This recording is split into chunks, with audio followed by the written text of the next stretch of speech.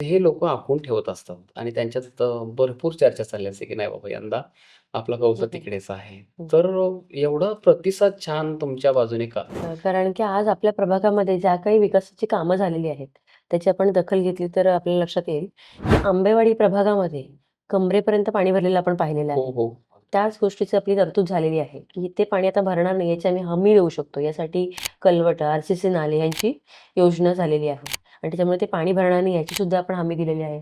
आणि अजून दुसरी गोष्ट म्हणजे, की आपलं जे काही धर्मवीर गार्डन आहे, ते एक अतिशय सुसज्ज असं गार्डन आहे मुलांना खेळण्यासाठी किंवा वयोवृद्ध माणसांना विरंगुळ्यासाठी. ते अतिशय सुसज्ज असं गार्डन आहे. आणि अजून कामं बघायला गेलं तर आपल्याकडे अशी खूप कामं आहेत. जसे की आपल्या प्रभागाच्या चारही दिशांनी काँक्रीटीकरणचे असे रस्ते आहेत. आपल्याकडे स्मशानभूमी आहे.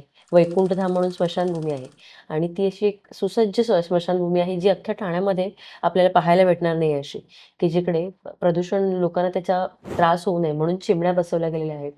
या सगळ्या गोष्टींची तरतूद केलेली आहे.